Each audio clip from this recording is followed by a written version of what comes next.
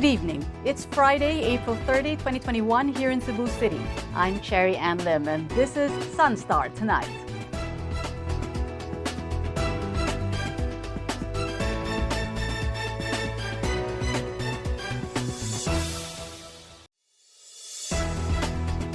Cebu City expects to get 10,000 more doses of the Sinovac COVID-19 vaccine tomorrow. With this development, the city government will resume its inoculation of senior citizens. Chari Coronel reports. Cebu City Vice Mayor Michael Rama, the lead convener of the Vaccine Advisory Board, said there will be 10,000 additional doses of Sinovac vaccines allocated for Cebu City. Rama said this will be given tomorrow, May 1. With this, the city will immediately resume its vaccination rollout. The vaccines are intended for the senior citizens and persons with comorbidities.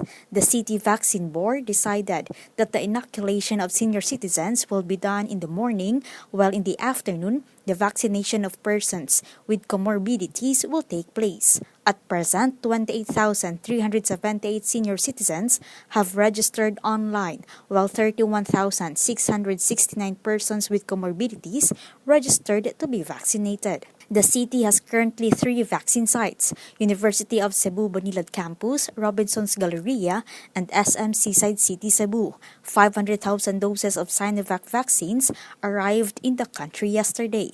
National Task Force Chief Implementer and Vaccine Czar Secretary Carlito Galvez Jr. said that the country is expecting the arrival of 15,000 doses of Sputnik V vaccines tomorrow. Galvez assured that the country can expect a steady supply of vaccines in May of around 4 million doses.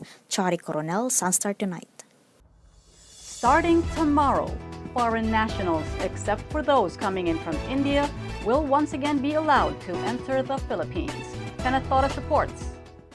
The Philippines will lift the ban of entry on foreign nationals except those coming from India, beginning tomorrow, May 1. The Interagency Task Force approved to allow the entry of foreign nationals again, but subject to following conditions. They should have a valid and existing visa at the time of entry, except for those qualified under the Balikbayan program. They should have pre-booked accommodation for at least 7 nights in an accredited quarantine hotel or facility. Foreign nationals will be subject to COVID-19 testing at a quarantine hotel or facility on the 6th day from the date of arrival.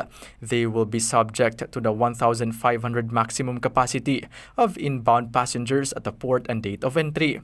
Travel ban on inbound passengers from India or those with travel history to India for the last 14 days preceding arrival to the Philippines shall continue to be in effect until May 14, 2021. This is due to the surge of COVID-19 cases there. On March 22, IATF imposed the suspension of entry of foreign nationals into the country. Kenneth Torres, SunStar Tonight. Business leaders in Cebu have urged the government to also boost industries other than tourism after the dismal performance of the Central Visayas economy in 2020. Chari Coronel reports. The economic performance of Central Visayas has declined by 9.9% in 2020 due to the COVID-19 pandemic. According to the Philippine Statistics Authority, or PSA, the economic value of the region stood at 1.129 trillion pesos. Last year, the region's economic value stood at 1.254 trillion pesos. With this, business leaders in Cebu want to fast-track the pivot to other industries aside from tourism and the vaccination rollout. Mandawi Chamber of Commerce and Industry President Stephen Yu said the decline can be attributed to Cebu's huge reliance on tourism receipts.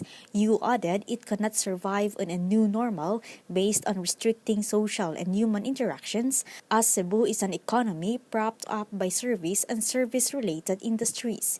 PSA said the drop in the performance of industries by 5% and services by 5.2% contributed heavily to the overall 9.9% decline. Agriculture grew by 0.3%.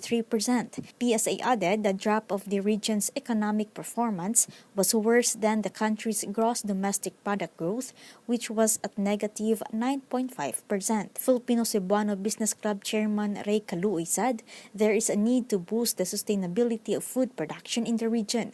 Kaluoy said farm tourism can also be undertaken as a move to improve the economic situation in the region. Chari Coronel, SunStar Tonight.